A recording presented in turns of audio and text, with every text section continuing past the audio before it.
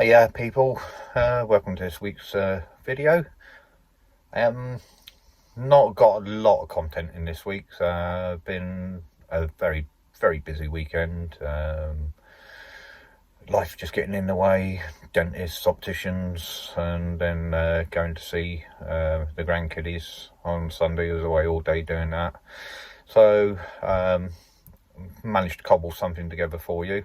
Hope you find it all right. But I'd like to start off just by saying a big thumbs up and thank you to Mr. Steve Wainwright on YouTube. I'll put a link in the description down below to his channel. He came up with the idea of giving shout outs to new koi keeping YouTube channels, and he was very kind enough to give me a shout out, and I'm just returning the favour. So thank you very much, Steve. Very much appreciated. And if you haven't seen his videos or you haven't subscribed to his channel, then pop along, have a look and hit the subscribe button. Lovely chap, him and his wife Kat. Very nice pond, very nice garden actually, very jealous. Lovely garden. So yeah, thanks very much. Pop over, have a look, and we'll get on with today's video. Cheerio, bye.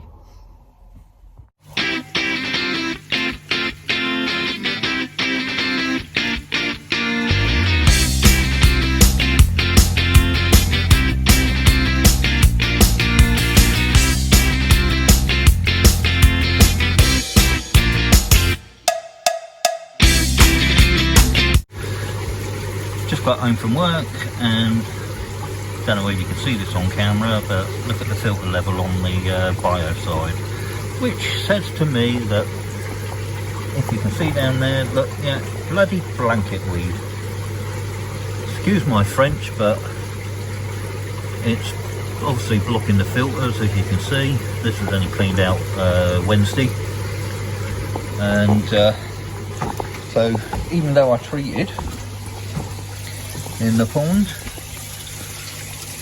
it's probably not light enough now to make out, but yeah, still got blanket weed in the pond. Not as bad, but nightmare, this stuff. Absolute flaming nightmare. I think everybody else, yes, alright, you greedy things. I think everybody else is having problems at the moment as well. I know Andy from Koi Diaries, he's having problems with it. But the aqua source resolve and that lot is normally spot on. I'll give it another dose tomorrow, although I have got other things to do. Quite busy this weekend, going away Sunday, going up to see my son and daughter, grandkiddies, up at their house. So I'll try and get as much filming as I can, but yeah, alright. Let's get on and give the filters a clean. Just fished this out of the pond. It was hovering around the entrance of the bottom drain there. Well, right up against the entrance of the bottom drain, a bit too big to be sucked through. It's being a right pain, absolute flaming pain. The aqua resolve, like I said, doesn't seem to be working. I have got some of the clover leaf stuff in the shed. It's a few years old, but don't want to really resort to using that because one, it clouds the pond for a few days, you don't get to see your fish, and two, once it's all settled, it does leave quite a white residue on the floor of the pond, and it can be a pain to get rid of. You have to get the old hoover out and keep sucking it up, and it takes a while to get rid of it. It works, does work, but it's just the aftermath that's left behind. But anyway, let's see what we can do about it. What I'm going to do now is just put the water camera down, just have a look around the bottom drain, just see how much blanket weed I've got around there. You can see, you know, little streaks of it on the floor there, but the bottom cleaning drain seems to be reasonably clear.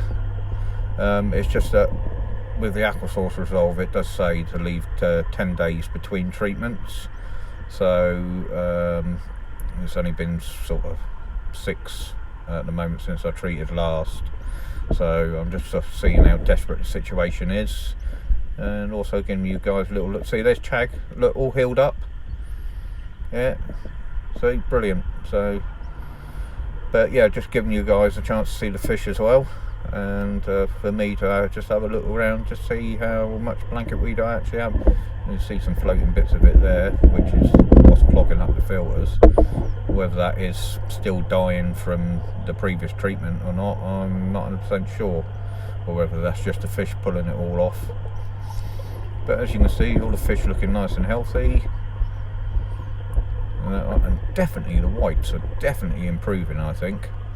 So yeah, quite impressed with the mix of the aquasource all season and the Shiro food.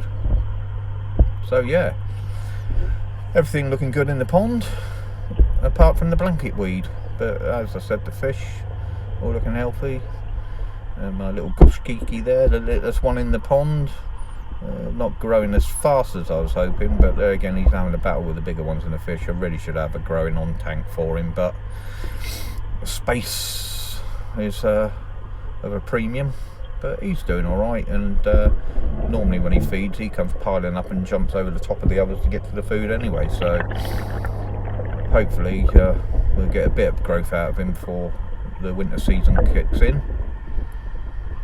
But yeah, you know, everybody seems to be over the flukes. They all seem to be fairly happy, healthy, and eating like pigs.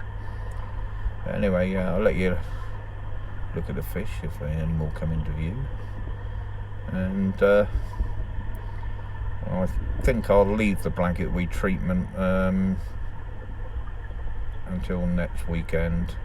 It doesn't seem too bad underwater there. It's just the clogging up of the filters that got me. Now, you remember I said to you last week when I showed you the underwater footage that I got myself a cheap little camera. This is the one I got. Rolly, I think it's called. Like I said, picked up from Lidl. Comes in a nice little waterproof case, and you got your display screen on the back there. And just to pop it out, try and get it one-handed. There you go, just opens it up. It says, there you go. And that's it. That's, you know, it doesn't look much. But for what I paid for it, under 40 quid, it's a bit of a bargain. Power on. If the battery's charged. There you go, blue light's coming on.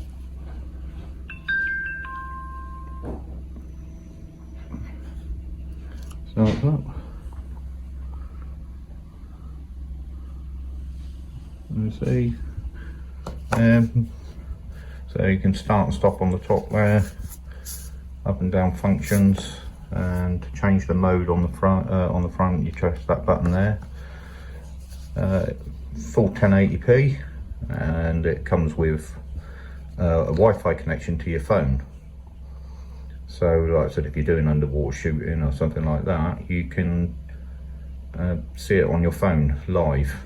So once you've got it under the water and you want to see where you're aiming at, you just use your phone. It comes up on your phone screen and you go around. And I suppose again, for sort of, if you're using it for live action, you got it on the front of your bike or on your car or whatever, and you can't see what you're capturing, you can just Wi-Fi it to your phone and use it, and then all the data can be transferred to either to the PC or to your phone again.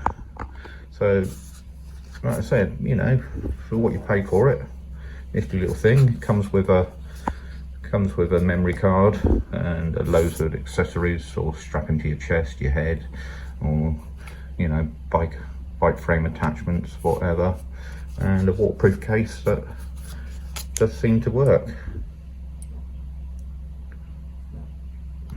Try and turn it off.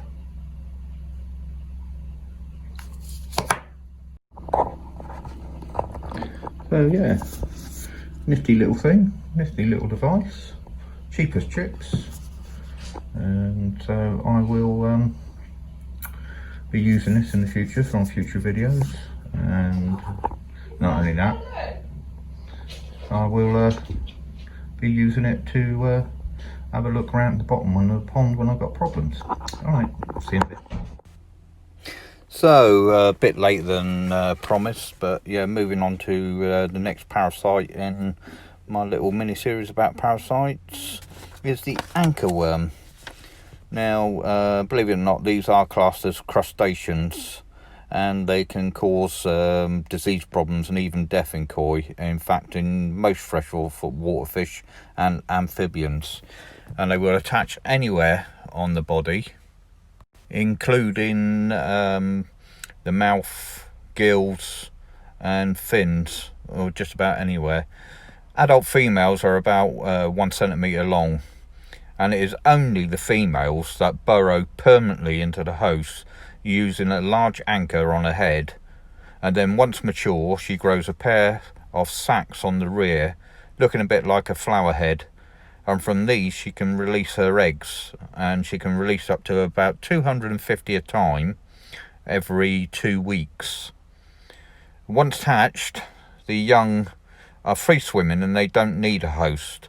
They grow and they change through 3 different stages over about a period of about 4 days, after which they become parasitic and they need a host.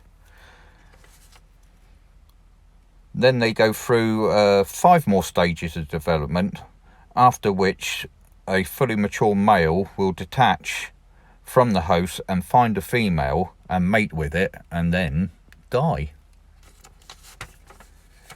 Treatment kills all stages. Most treatments that are available will kill all stages except a sexually mature female. And although Lysol claim to kill all stages, but if you find this isn't the case, the best way to do it is to sedate the fish and remove the parasite gently with tweezers in a twist and pull movement, for you dog owners, a bit like how you remove ticks from your dogs. But like I said, there are treatments out there that claim that they will kill all stages. So that's the anchorworm, and next week hopefully at some point I'll be talking about the leech. We love them or hate them. Alright guys, so let's see the fish. I've been away all day, been up to see my grandkiddies, so not been able to get a lot of footage this weekend, but just going to give the fish a bit of treat because I haven't been giving them my attention today. So just going to give them some of their dried shrimp. They've just had a handful of normal food, but hey ho, I've missed them, they've missed me.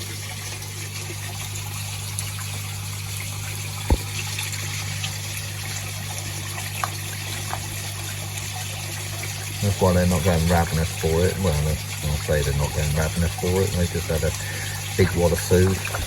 Just refilled the feeder. Really getting through the food this season. Really getting through it.